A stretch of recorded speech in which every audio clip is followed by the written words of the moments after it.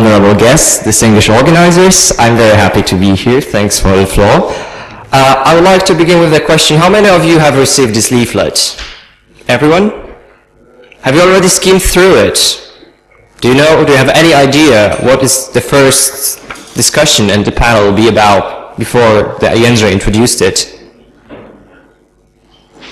No, don't read it right now. I just wanted to know if you've taken my job or am I to want to introduce it.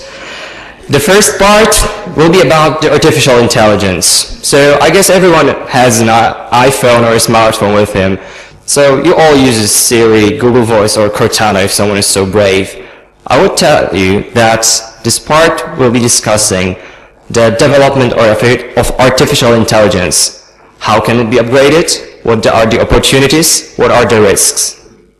The first speaker's list of educational achievements goes back to the year 1990 when he graduated from Electric Faculty of Łódź University of Technology.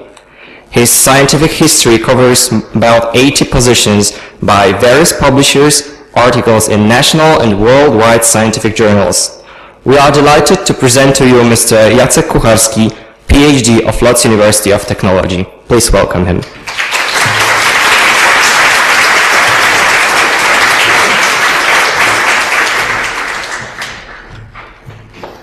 Okay, ladies and gentlemen, dear students, first of all, I would like to thank you for inviting me here to this excellent event, and I'm glad that I could, that I have an opportunity to share with you some of my knowledge concerning artificial intelligence.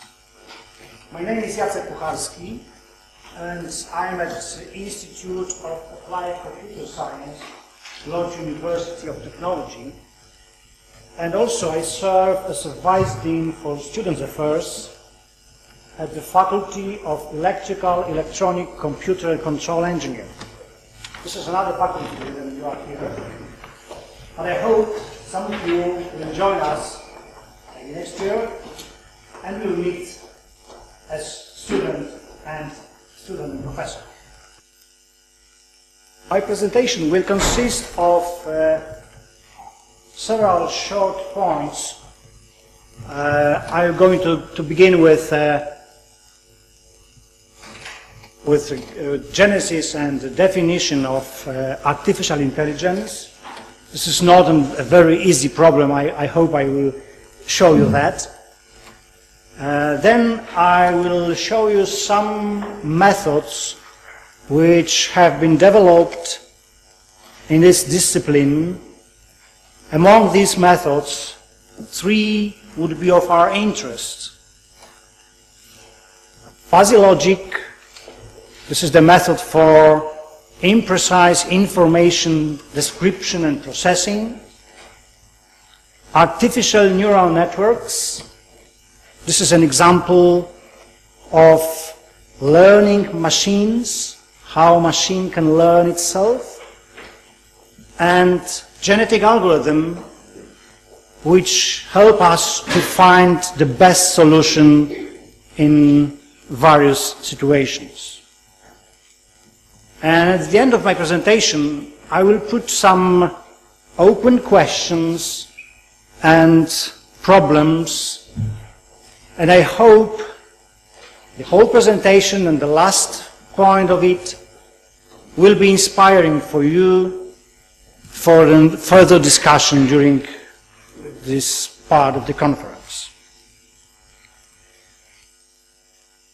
Before I start describing the certain given methods of artificial intelligence, I would like to ask you about your associations concerning this discipline. When you hear the term artificial intelligence, what are your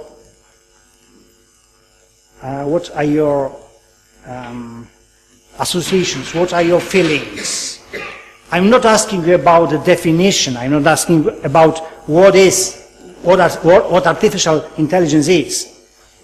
But what do you feel when you hear this term? Sorry? Problems, yeah. Future of the world, very well. Something more? Science fiction, great. Yes, we will be talk about it. Okay? Something more? No. So let me show you two fields of these feelings concerning artificial intelligence. First, let's focus on negative feelings. You can think about it as a mystery or unrealistic field. It can be treated as a science fiction, as you said. And of course, it may seem as difficult discipline. Maybe only scientists can be involved in it. Of course, many other negative feelings can be imagined here. And there are some positives. First of all, we think that artificial intelligence is something modern. We sometimes say that it is avant-garde of computer science. Let me quote the title of one of the lecture of very eminent Polish scientists, Professor Ryszard Tadeusiewicz, who entitled one of his lecture in the form you see in the picture. Sztuczna inteligencja, czyli coś, co być może nie istnieje, ale jednak może się przydać. I think this sentence can be very inspiring for you, also for your further discussion. When we look back and we ask about the history of artificial intelligence, of course we have to remember that this is the discipline as old as a man history. And as an example, I want to show you our quote Gottfried Wilhelm Leibniz, who lived in 17th and 18th century. And as a 19-year-old student, he published the work entitled Ars Combinatoria, in which he proposed the idea of machine which would be able to check the truthfulness of the statement using a specific language for knowledge representation and processing. This machine is one of the first ideas, and it is named Leibniz thinking machines. What is important here is this specific language. I hope I will show you further how this idea influenced all the research in the field of artificial intelligence. Okay, let's try to define artificial intelligence. What is interesting, the term artificial intelligence appeared in the scientific committee in 1956. During the conference in the United States, Marvin Minsky proposed this term for the first time. What is interested? The Polish term informatyka, well known for you today, was introduced to Polish later on. It was introduced about 1970. So the artificial intelligence, the English term of this discipline we are talking about, was introduced earlier. And the seminal definition of artificial intelligence proposed by Marvin Minsky, unfortunately, he died just 2 months ago. This definition says that artificial intelligence is the science of making machines do things that would require intelligence when dive on man. Do you think it is a nice definition, or is it something wrong with it? What is your opinion? Yeah? Yes, exactly. But the problem is how do we define that? exactly. Just noted that we try to define artificial intelligence using the word intelligence. And what is intelligence?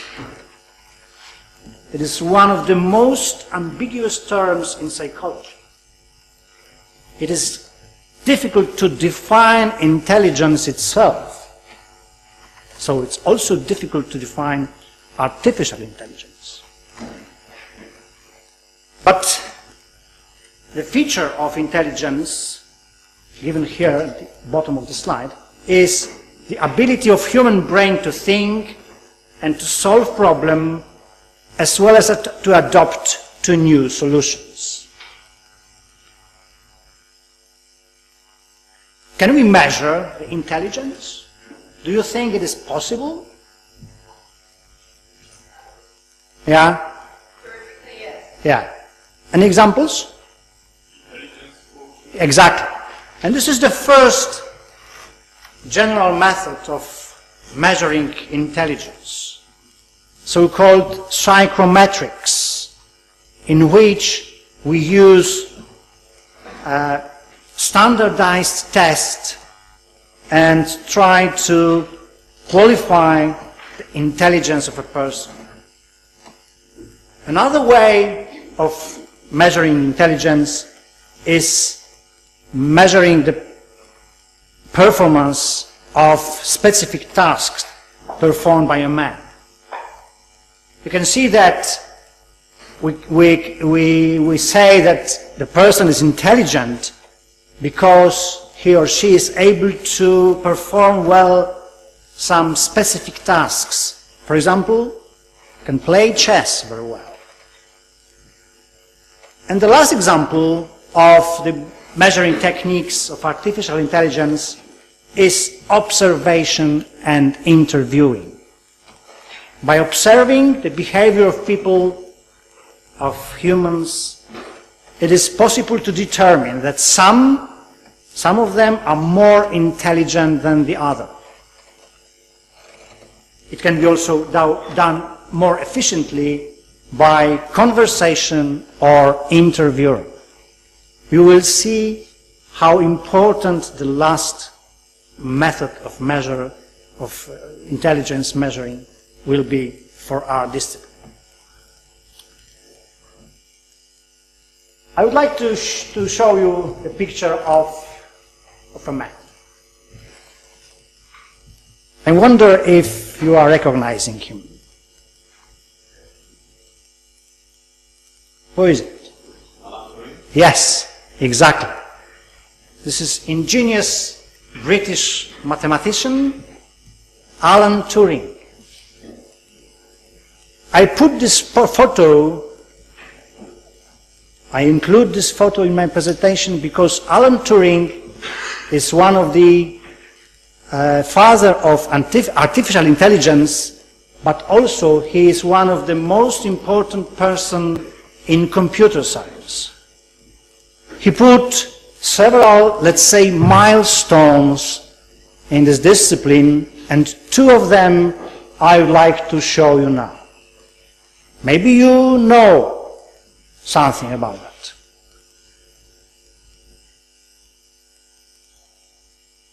Sorry? Yeah? Something more? Okay. So, first milestone, first example is so-called Turing machine. He, as a mathematician, proposed quite simple and maybe a little bit strange device or tool, which consists of the tape and the head, which can move left and right, and a control unit which produce the decisions for the movement and other actions of this head. And the working and the functioning of this system is very simple. The head reads the sign on the tape and decided should it write something in this place or not, and move left or right. And this is all. Only important thing is that this tape is infinite. This is a mathematical thing, so it is abstract, a kind of abstract device. The tape is infinite. What is it for? What is Turing machine for? It helps us to answer a very important question. If we can program, if you can build a control system for a problem we have at hand, we can solve this problem by computer. If not, we are not able to solve it by computer. And it doesn't matter how fast your computer is. If you can't build Turing machine for your problem, you can't solve it on the computer. So this is very important boundary between problems we can and we cannot solve, and this border is established by Turing machine. And the second important thing Turing introduced to the science is so-called Turing test. And this Turing test is exactly devoted to artificial intelligence. In 1950, in the scientific journal entitled Mind, he published his very famous and seminal paper, Computing Machinery and Intelligence. And the first sentence of this paper says, I propose to consider the question, can machines think? This is the first sentence of this paper. I propose to consider the question, can machines think? It is 1950. The computer techniques are very, very limited at that time. And he is asking about thinking machines. And it was not only a question. He gave the answer. He proposed the Turing test. He proposed a method how we can decide if machine is or is not intelligent. Have you heard about this Turing test? Do you know how is it performed? Yeah? So you're asking me questions, or you can see if it's an error or not.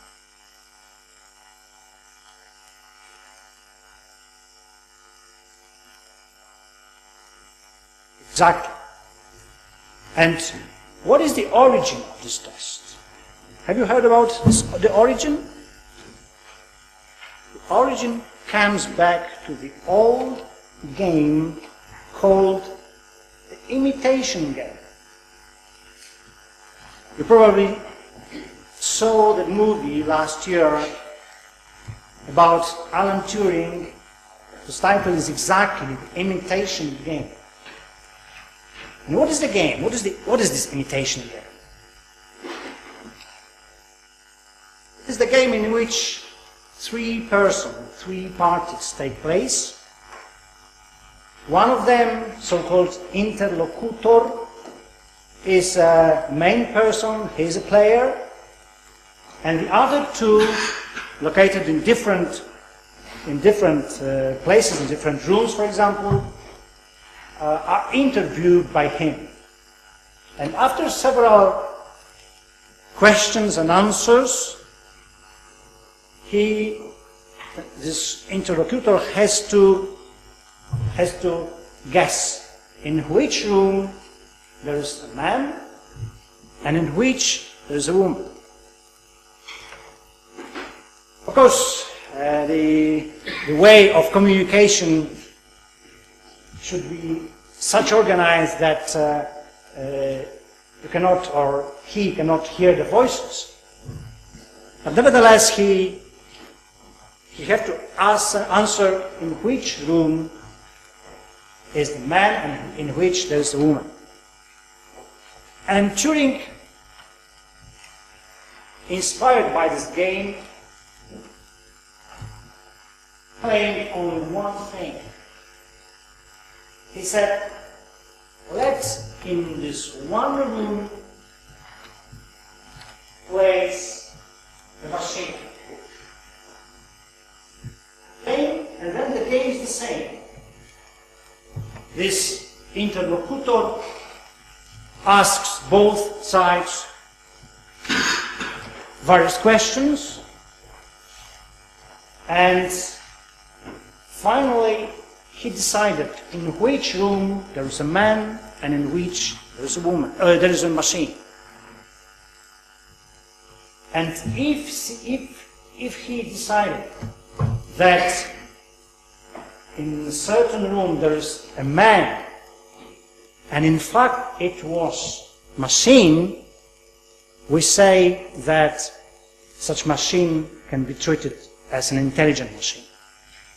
And this is the idea of Turing test, the idea of measuring or making a decision about the intelligence of a machine. By the way, I'm not sure if you know this abbreviation, couch. Have you heard it?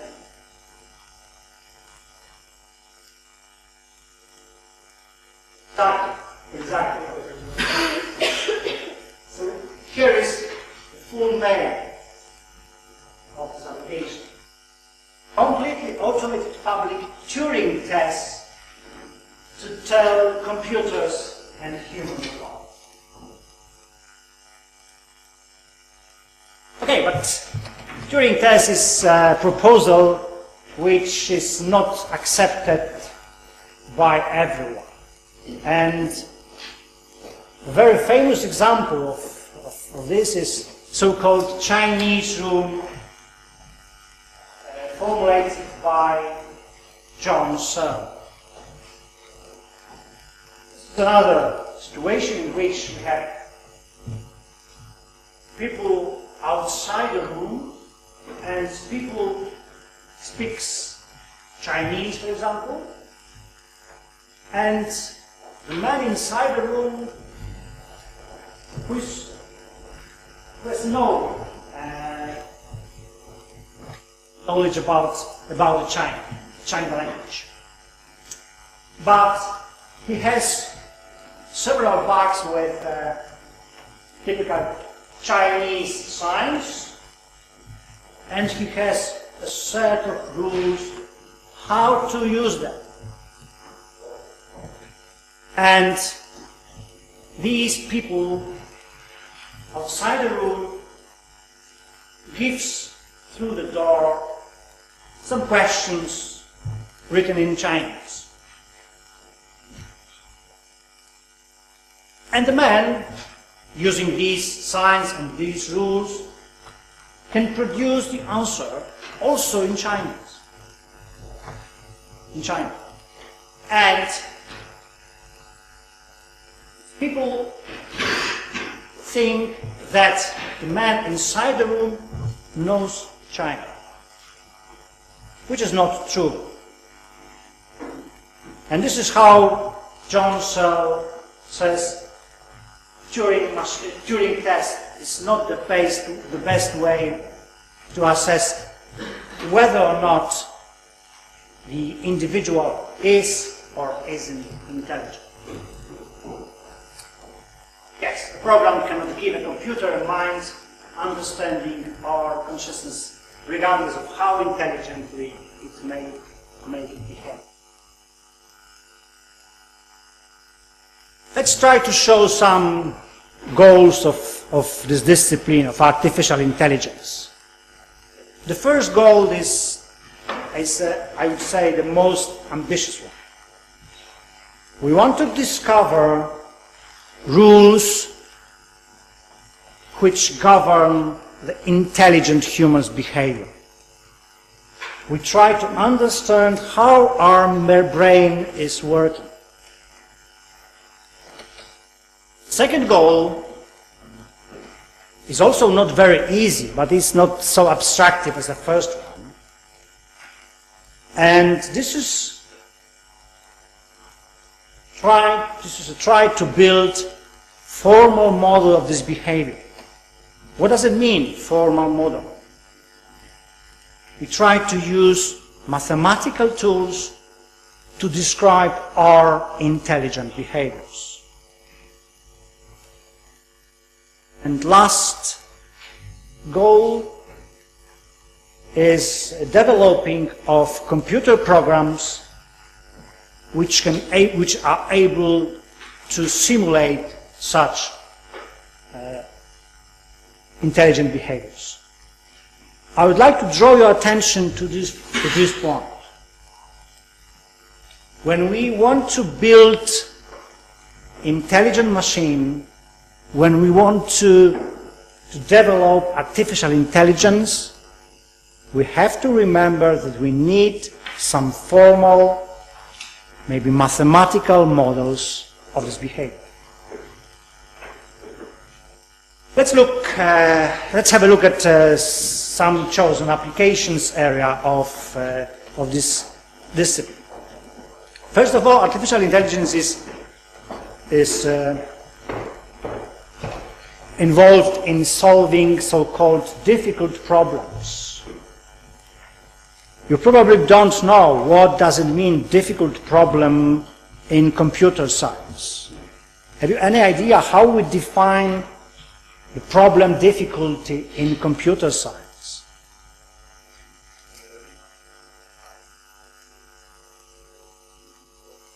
Yes, you are quite right, but we define so-called computational complexity. This is another formal tool. This is mathematical equations that help us to assess the difficulty of problem at hand. And some of these problems, so-called exponential problems, cannot be solved by computers efficiently in a certain period of time. And in such cases, artificial intelligence can give a solution how to find maybe not exact, not optimal solution, but how to find an acceptable solution of such difficult problem. Second application area is automatic reasoning. When we think, we perform several reasoning processes. We infer from given data to the conclusions. And In artificial intelligence, we try to automate such inferring process, especially using so-called deduction reasoning rules. Next area is natural language processing, and two sub-areas can be shown here, because you know that very challenging problem in natural language processing is translation between different languages. And you probably noticed that automatic translators are still getting better and better, and this is also the influence of the development of artificial intelligence.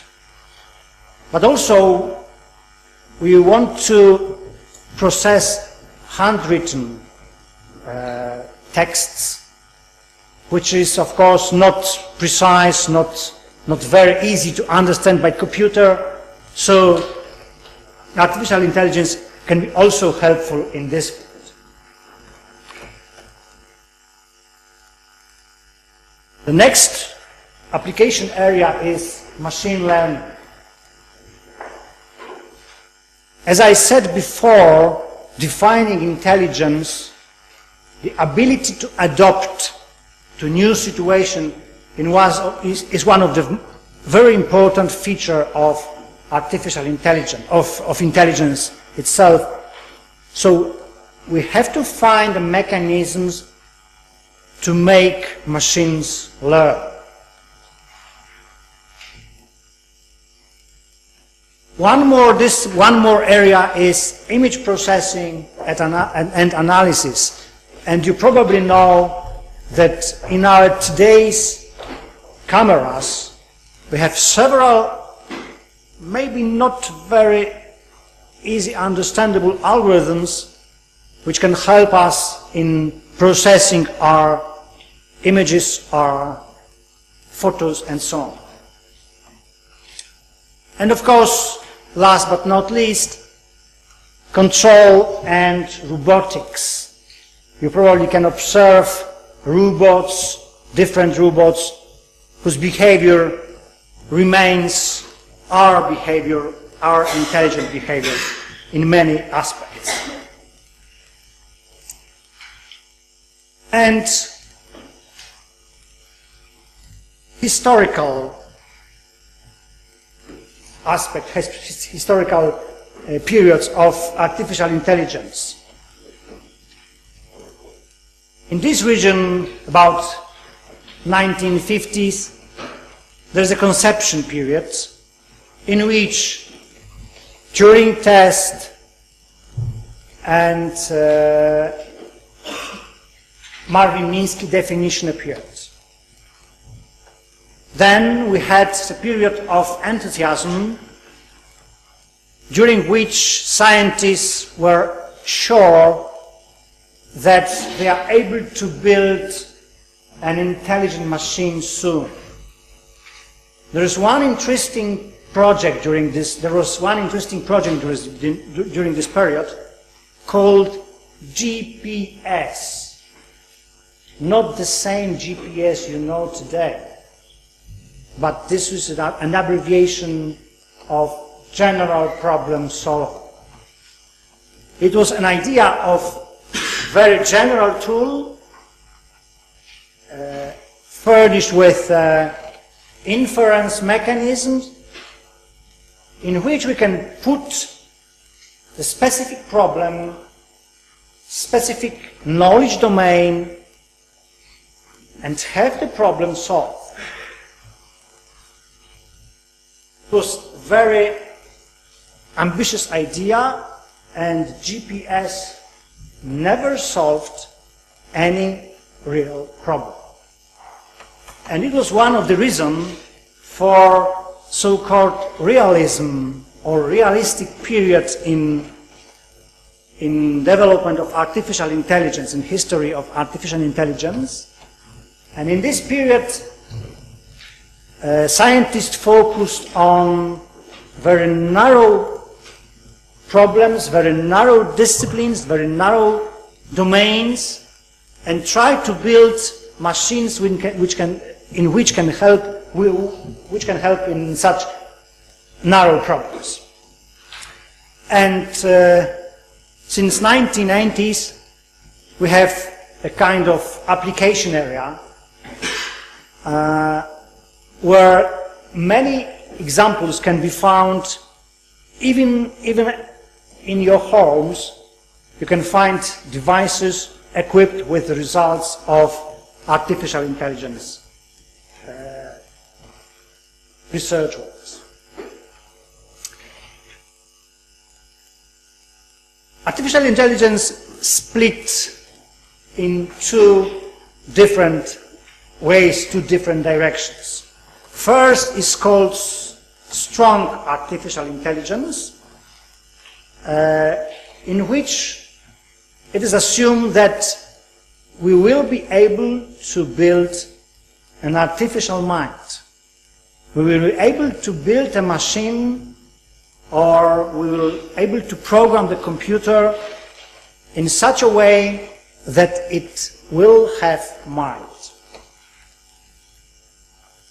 And the second path, second way, is so-called weak artificial intelligence, in which we are assuming that we only be able to simulate real intelligent human behaviors.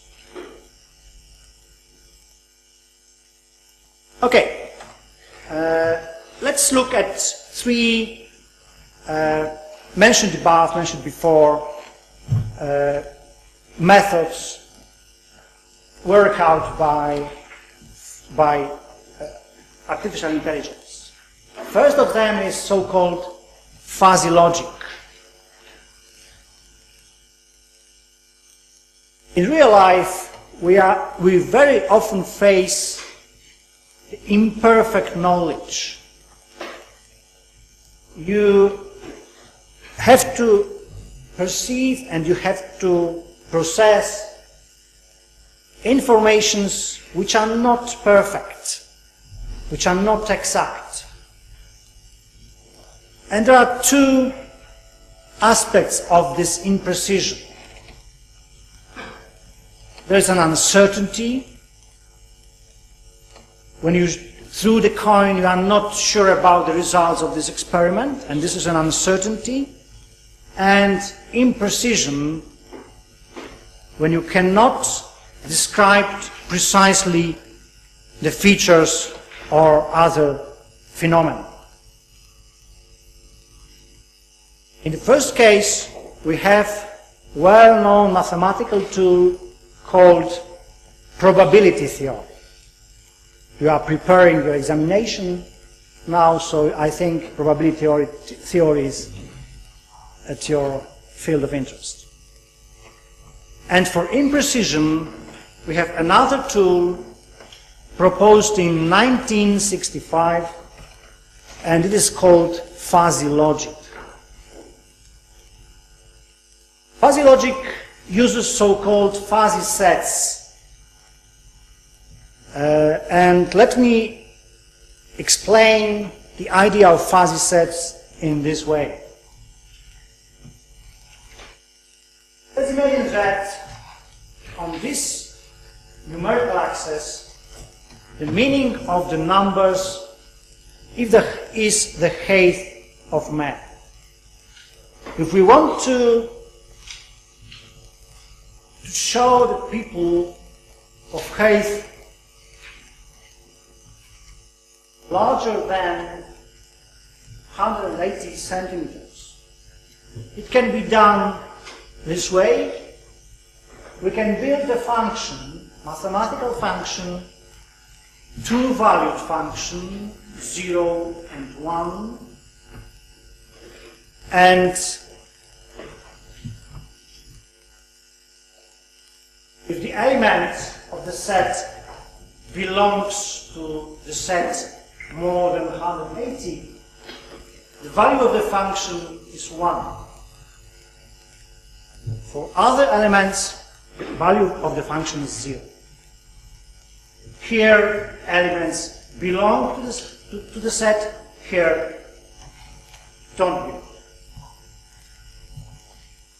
And how can we define the term tall man? There is no strict boundary between tall and not tall people. And we use it every time, every day, and we manage to make decisions basing on such information. Is it possible to formalize, to build a mathematical representation of the term tall? Yes, and this is a fuzzy set. Difference between regular, so-called crisp set and the fuzzy set is that some elements of this axis belongs to the set to some extent. So some of them are exactly in this set tall, some of them are not, and some of them are partially in this set. And I'm sure that you can write down equations describing this shape. Am I right? Probably yes. You can write the equation of these three lines, so you can give a formal mathematical definition of term tall.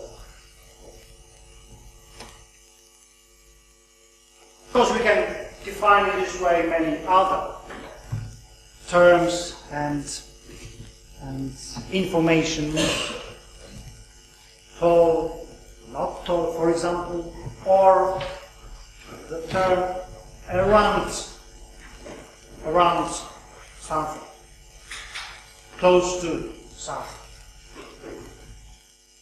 There are much more types of fuzzy sets used in practice.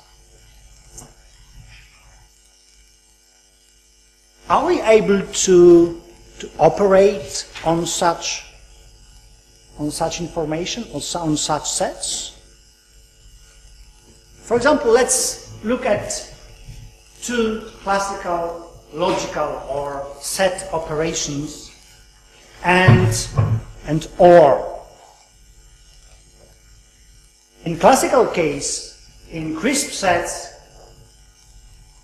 I'm sure that you can understand these red points in screen.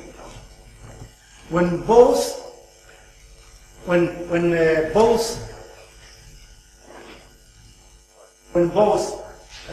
arguments of operator n is 1, classical logic says the result is 1. Otherwise, the result is 0. And the same can be done by 2 OR. And this is classical case. This is a classical set operators. In fuzzy case, the same operations can be made by min and max operators. Again, you can see this is quite simple mathematical operations through which we can join two different fuzzy sets and obtain results and or operation.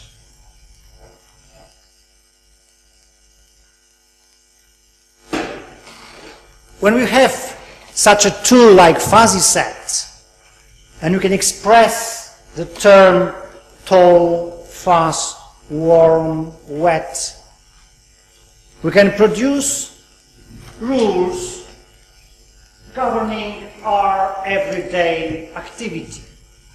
And here we can see the simple rule concerning driving the car.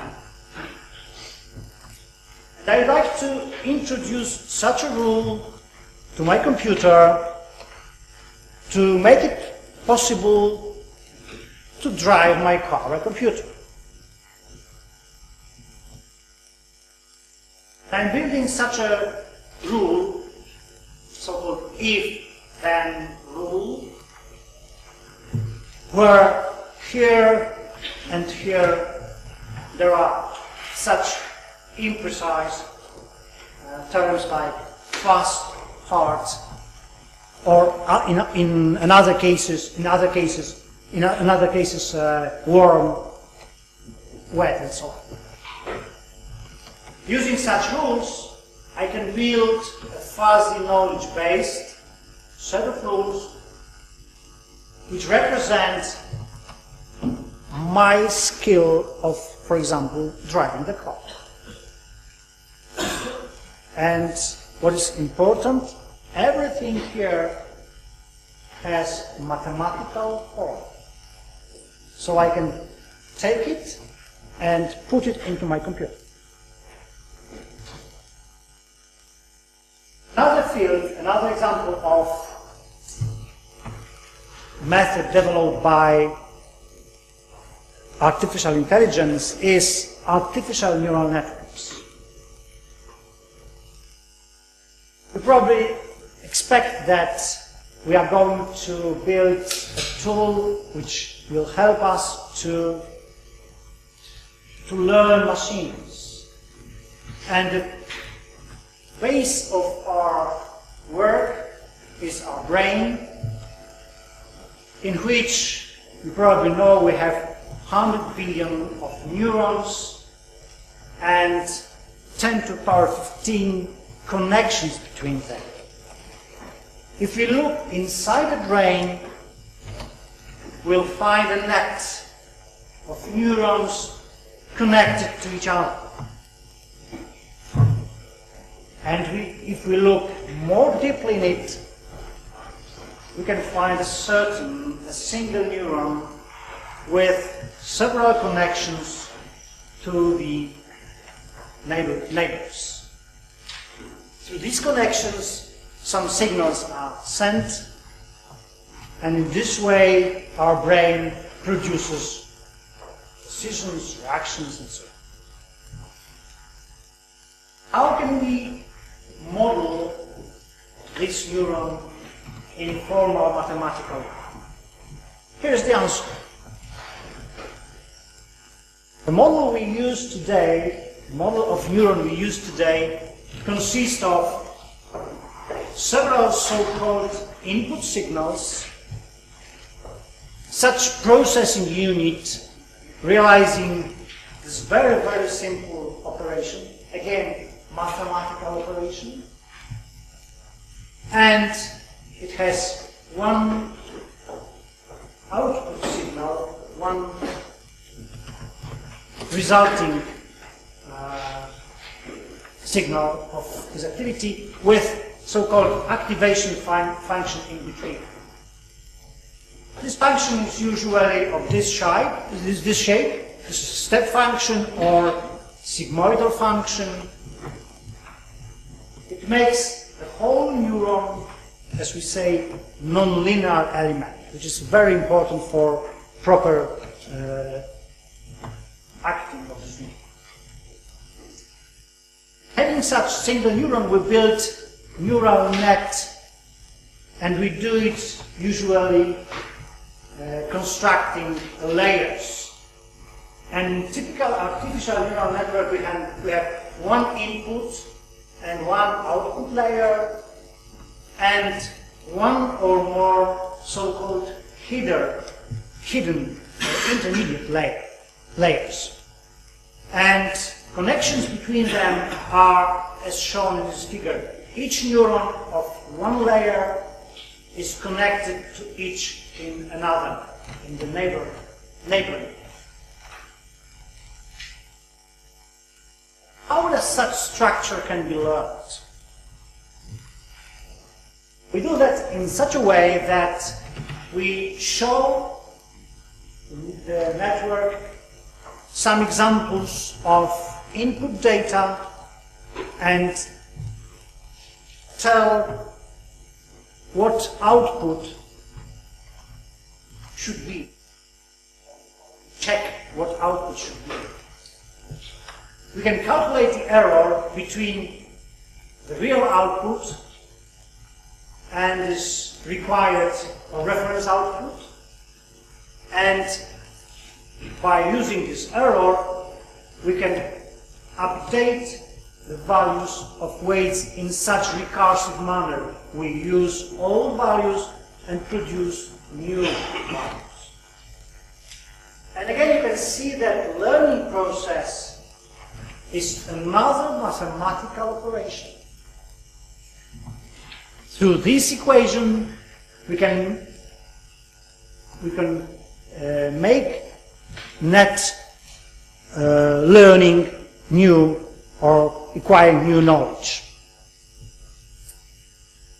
And the last short description of the last method from artificial intelligence region, it is genetic algorithms, and this is the method which we need for finding optimal solution of different problems.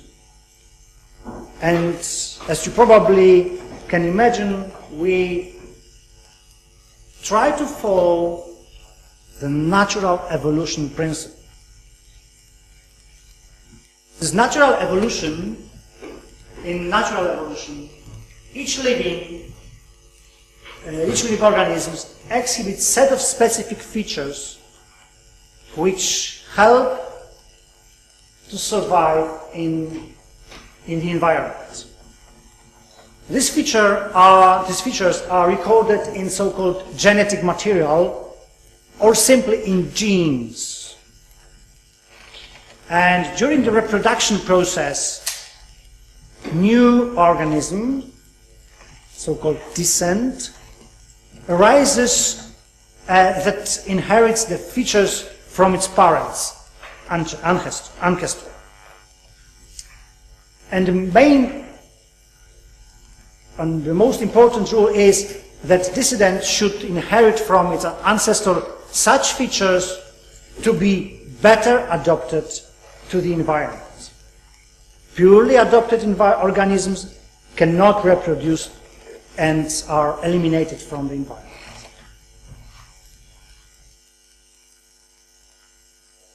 Evolution process can be illustrated in this way. We have population of individuals in which each individual has several genes representing features of the individual. Each individual is evaluated and fitness value is calculated somehow for each individual, and then three important operations are performed. This is so-called reproduction, crossover, and mutation. Let's look at these steps briefly. First is building a so-called chromosome, which is the set of genes representing features of individuals. And again, we have numbers. Such a chromosome is a set of bits, 0-1 numbers, in which we can code the specific features of the individual.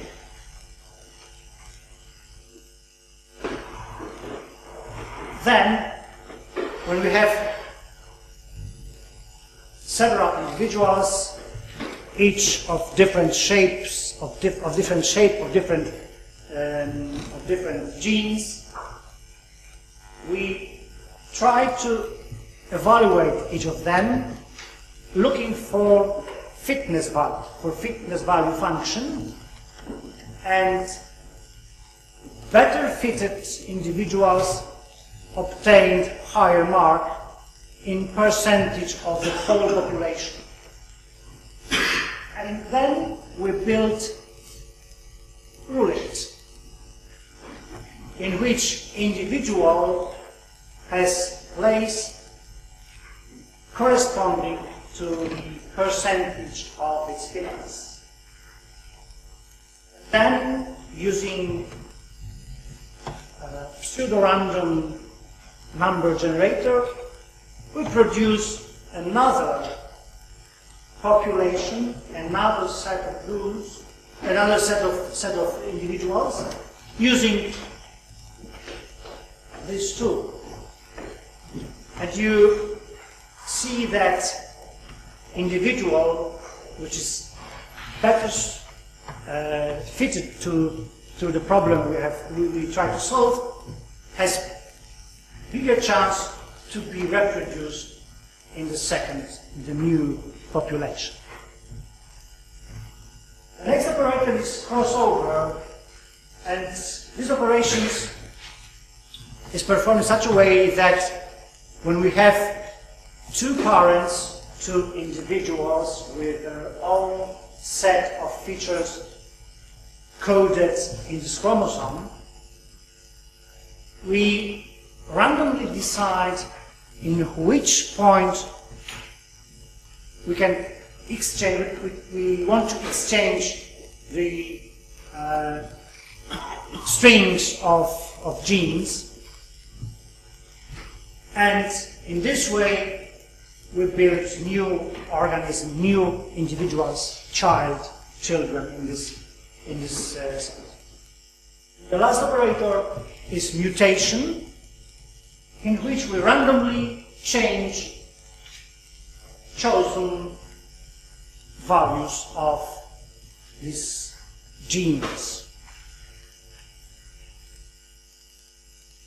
Here's the whole genetic algorithm from population generation through selection and crossover and mutation, and repeating this process again and again, we can force the population to find the best solution of our problem.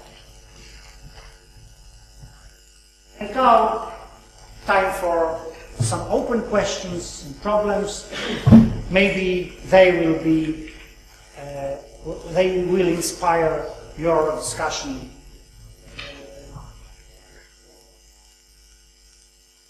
First, there are some controversies about artificial intelligence. First controversy is a theological opposition. We know that only God can create intelligent organism. Can we do that ourselves? Can we do that artificially? It is a question we can discuss.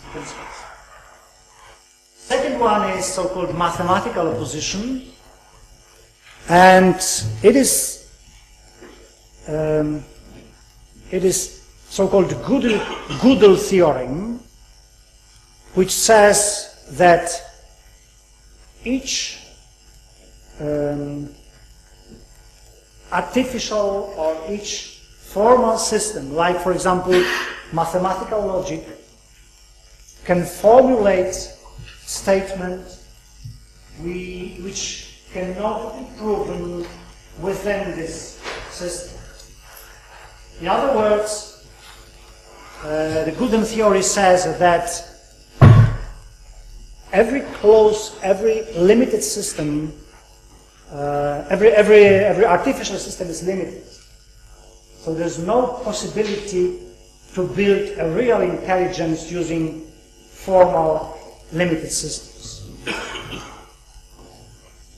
The next question is, can we build an intelligent machine using nowadays computers, while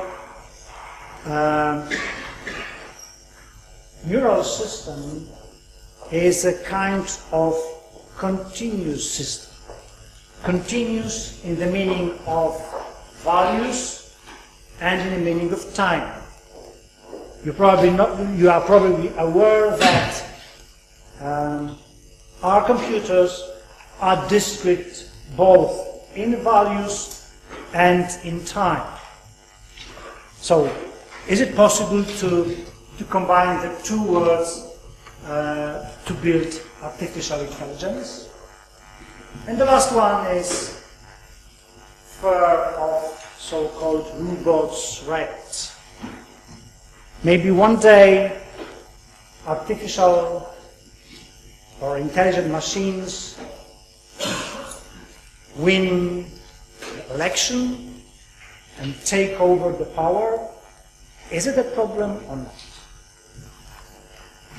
And at the end of the presentation, I would like to remind you that in 1997, IBM supercomputer, Deep Blue, defeated world chess champion Garry Kasparov.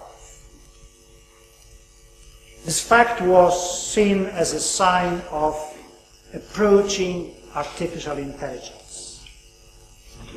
You probably heard that some weeks ago, computer defeated world champion in Go, which is more complicated game than chess. And at the end of my presentation, I would like to quote again Professor Ryszard Tadeusiewicz. This quotation is in Polish because the meaning of this sentence is special. Lekcja inteligencji. Wprawdzie lepsza własna niż sztuczna. Ale lepsza sztuczna niż.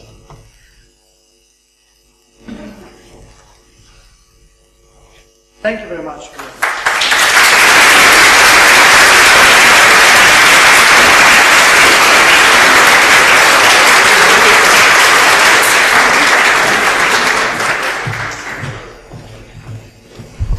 Thank you very much for the presentation.